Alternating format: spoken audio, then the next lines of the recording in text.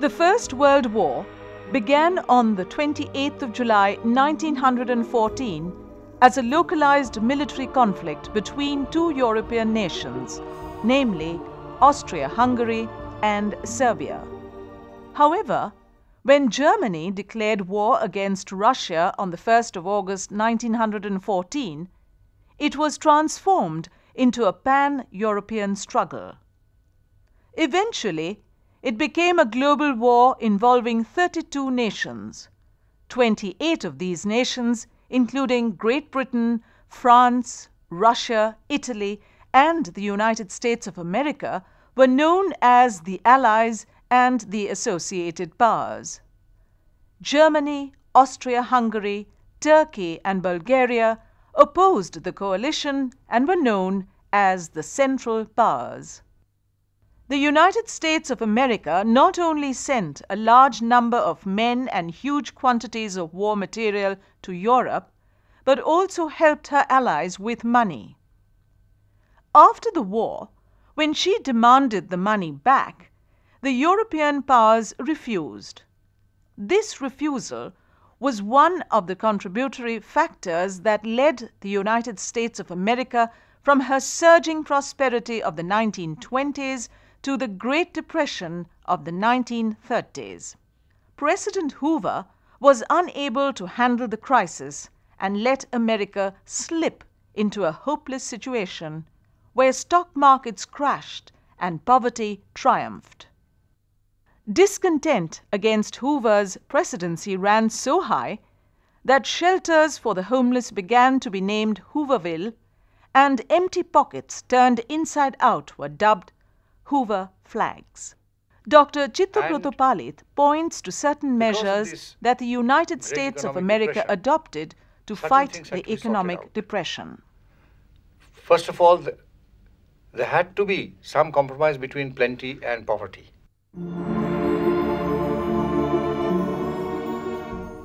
This is an internal problem in the United States. Some people were stinking rich, whereas majority of the people were very poor. So that problem was there. Another problem was that there had to be a balance between agriculture and industries. There was too much of industrialization, and agriculture was sadly neglected. And everyone knows that the nation thrives on rural surplus, and that somehow was abandoned. There was an overemphasis on industrial production. The third area which could be tackled was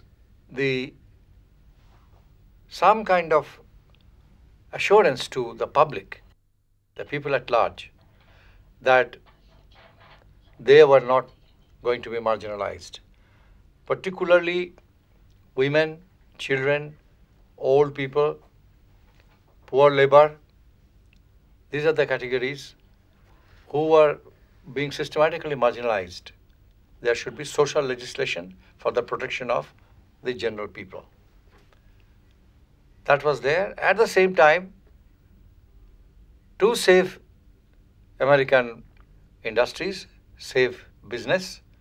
So, not that all business or industry should be shut down and only the common people had to be protected at all costs.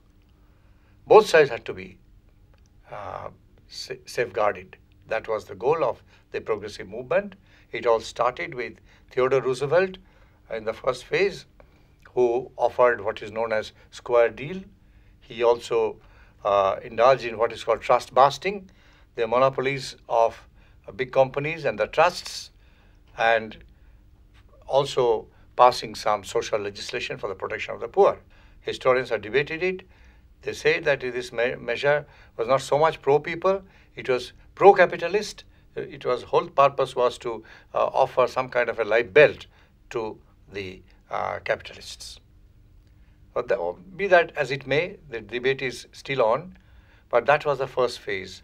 After his period, there was again the emergence of selfishness, emergence of the triumph of private capitalism, etc.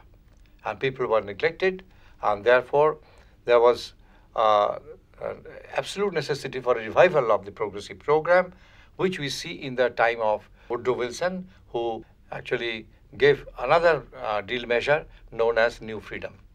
In New Freedom, we mainly have emphasis on agriculture and emphasis on social securities, and we also have some amount of control of the trusts and monopolies. At the world stage also, Woodrow Wilson had taken the message of 14 points.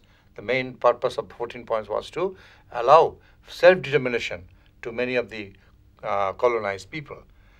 So everywhere, whether at home or abroad, the New Freedom program, which was the kingpin of progressive era, was also tremendously successful. And then again, there was a slump of complacence. Hoover and Coolidge had come over with the roaring 20s of absolute brash capitalism and profiteering. And once again, all the opportunities for common people created by Woodrow Wilson were frittered away, and there was a triumph of capitalism in America. But the rosy picture was no longer there very much because of this uncontrolled capitalism and overproduction. The depression had set in. So who would bell the cat? Who would come as president to save America at this critical point? And they were looking for a messiah, and they found a person who was equal to the task. This person was Franklin Delano Roosevelt.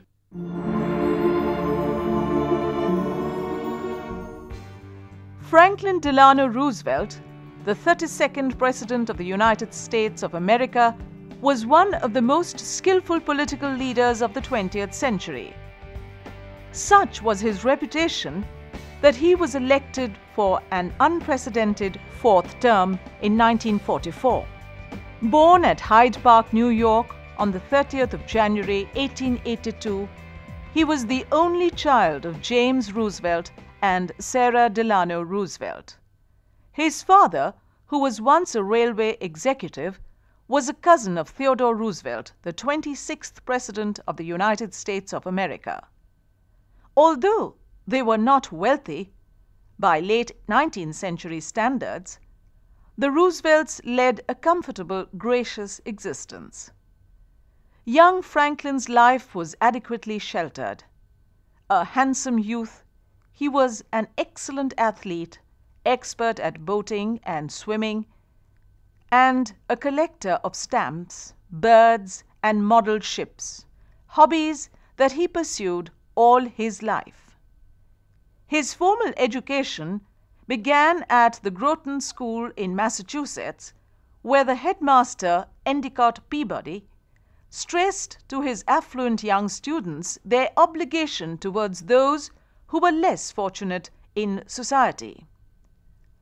After graduation from Harvard University in 1904, Roosevelt attended Columbia University Law School without taking a degree, and was admitted to the New York State Bar in 1907.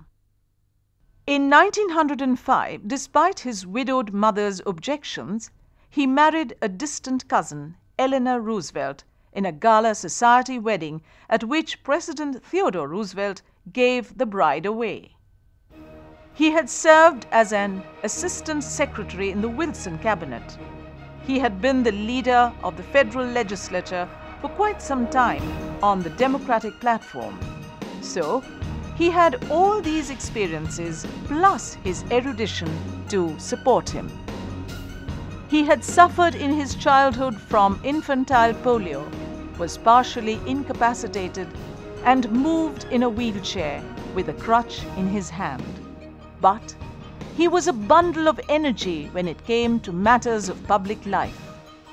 Unfortunately, he died in 1945 without completing even a year of his fourth term. He has been a connoisseur for many a historian of the 20th century America.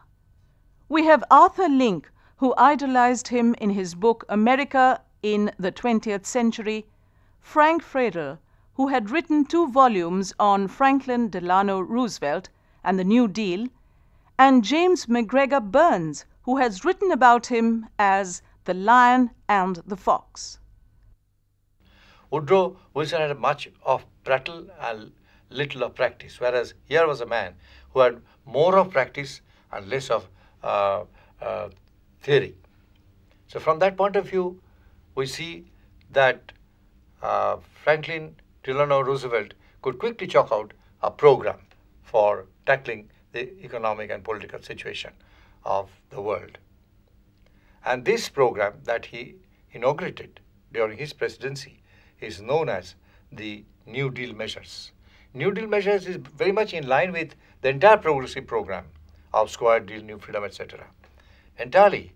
And it justifies the state action in private business, private sector. So, sir, how do you relate these New Deal movement with the earlier progressive movements? I relate in this sense that they are all analogous, connected to each other.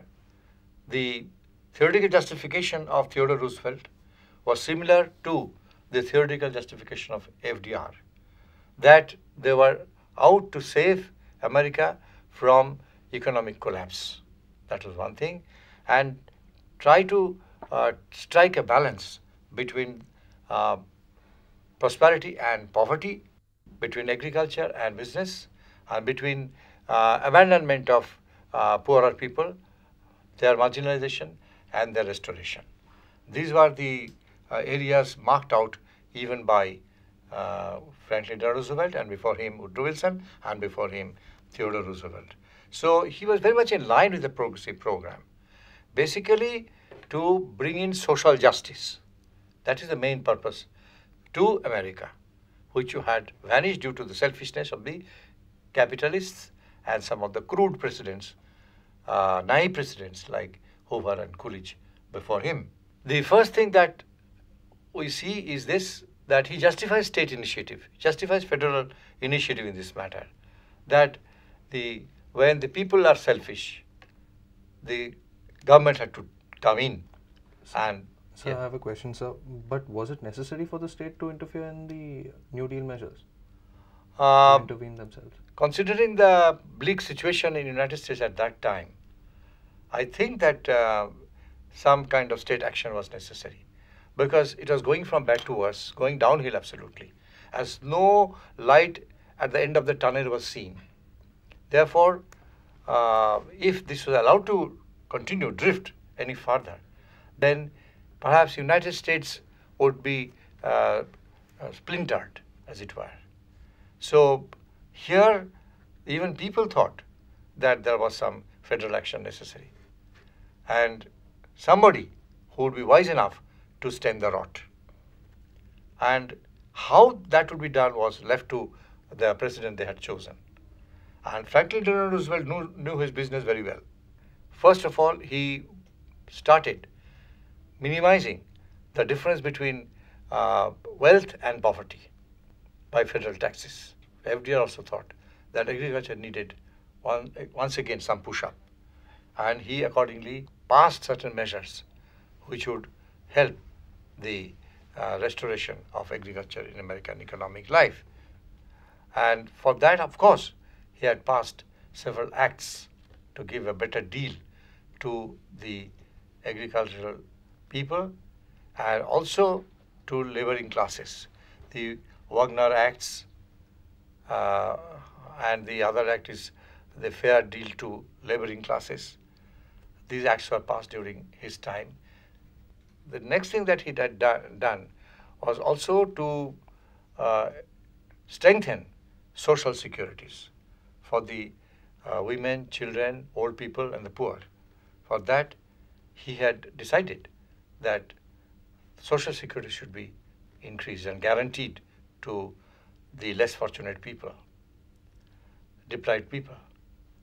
And how to do that, or the program, that was the main crux of the matter. How to do this? He decided on heavy federal spending.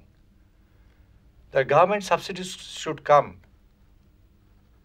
to put a floor under the collapsing industries and collapsing agriculture. So heavy federal spending was allowed. Subsidies were doled out. Loans were given to business also. So heavy public spending had taken place during this time. But now I enter into the next phase where there was loss of support for his program. His entire National Recovery Administration, NRA, was rejected by the Supreme Court. The judges saw that it was actually a kind of megalomaniac attempt by FDR in the name of justice to expand his own activity and power.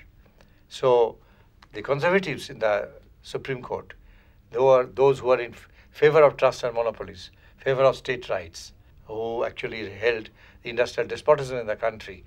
They were all the spokesmen of those classes. Therefore, they thought that here was a person who was expanding his power in the name of social justice and making too much of federal action, and that would destroy the private rights of life, liberty, and property in the United States. Therefore, there was strong objection. Entire NRA was cancelled by the Supreme Court. And then also, there was somewhat thoughtless spending, public spending, and not well-planned public spending by him. And therefore, there were some loopholes also from the point of view of administration. So loopholes were there, people's opposition was there, unrest was there in the country, and political trade unions had become powerful. American Federation of Labor, Knights of Labor, they are up against arms against FDR's measures for the part one of his New Deal programs. But even then, we come to the next stage when he again wins the election. Though he was so much criticized and Supreme Court had opposed him, trade unions had opposed him, nevertheless he won the election. Possibly, my hunch is that they didn't get a better person than FDR at that time. So though there was a lot of criticism, but he was re-elected with equal number of votes. That shows his popularity as a president. People believed in him. Main thing is people believed in him, that he was a true Democrat, that would work for the good of the people, that would work for the good of the American nation, were taken for granted. That credibility was a big thing in his winning the next election in 1936. So from 1936 to 40, to the brink of the Second World War, he was president, and during this period he became clever, wiser. What he did during this period was that he, first of all, he wanted to root out the opposition in the Supreme Court. So very cleverly, he got many of these old judges unseated and got his own people to be the justices in the Supreme Court. So that was a clever maneuver by him. This was one step. Second step that we see during this period is that he went into direct talks with the trade unions. Particularly, he invited American Federation of Labor and Knights of Labor, organizations like that, and discussed the program. And he promised that he would put a floor under the wages and a ceiling above the hours of work. He assured that to the trade unions. And therefore, the trade unions would do the opposition as well. And social securities now were very clearly audited and genuinely distributed among the marginal people. So all these things are, this is the period when there is not so much of ideology, but practice which mattered. And he was being very practical and very wise, and he absolutely accurately implemented his program. So he was phenomenally successful. During the second New Deal era is more successful than his first New Deal measures between 1832-36. 36-40, I think, is a triumph of FDR from that point of view. And he would have then left White House, but then came the Second World War. The Second World War was a military conflict much larger in scale than the First World War. Between 1939 and 1945, it engaged most of the world's major nations, split into two opposing military alliances, the Allies and the Axis. The start of the war was generally held to be on the 1st of September 1939, with the invasion of Poland by Nazi Germany and subsequent declarations of war on Germany by most of the countries in the British Empire and Commonwealth and by France. Many countries were already at war before this date, such as Ethiopia and Italy in the Second Italo-Abyssinian War, and China and Japan in the Second Sino-Japanese War. Nations which were not initially involved joined the war later. United States was standing aloof because she was safe in the New World in her splendid isolation. She need not have bothered to join the Second World War. So the World War went on for some time, and it was seen that Hitler was becoming victorious. Paris was burning. Russia was checkmated. UK V2 bombing had taken place. So there were dire consequences of this kind of war.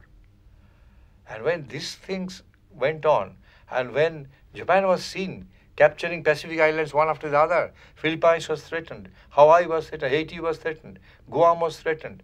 So America took alarm that their Pacific possessions were going Japan way. And very soon there will be Pearl Harbor.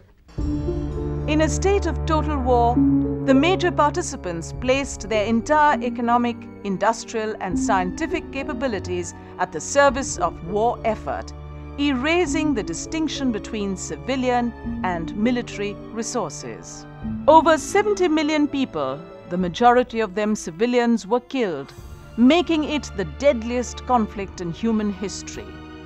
The war involved movement and mobilization of over 100 million military personnel. The war was fought not only with improved weapons but also with a highly innovative strategy. Warfare on land was complemented with war at sea and in the air. In the last stages of the war, two radically new weapons were introduced: the long-range rocket and the atom bomb.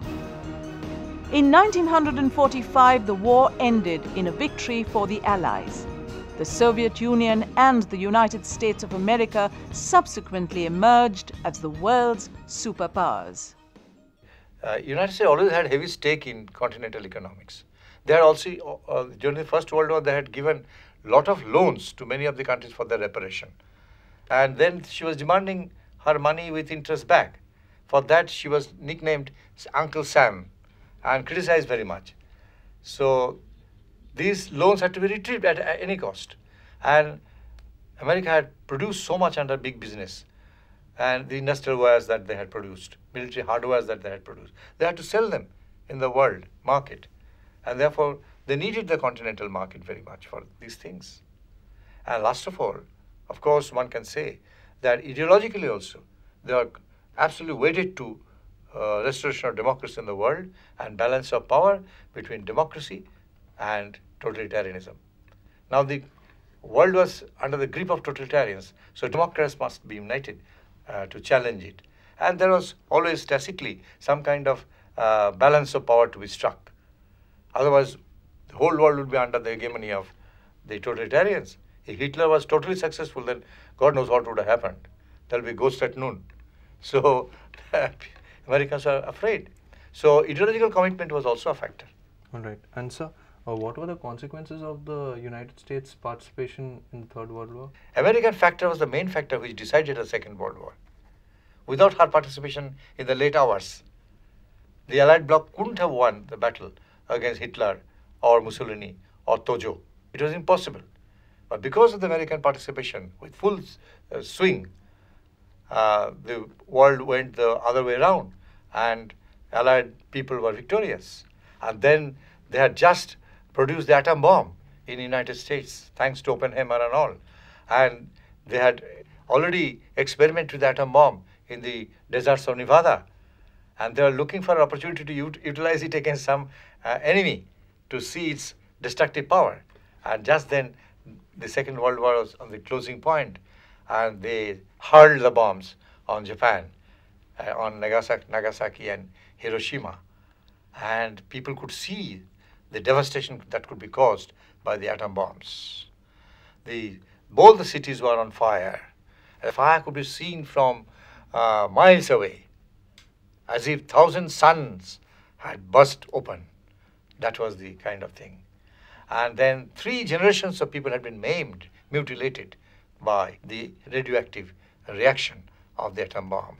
And that immediately stopped Japan from moving any further. Hitler, he suddenly felt cornered. When Americans came out with the atom bomb, Hitler was closeted, and he found that he was going to be defeated. Therefore, he committed suicide. So one by one, the big powers were being defeated. And ultimately, the World War was won by the Allied bloc, thanks to Franklin Delano Roosevelt. The consequence was that a great victory for the Allied bloc, world made safe for democracy, and that democracy had triumphed against totalitarianism, and a perfect balance of power had been struck.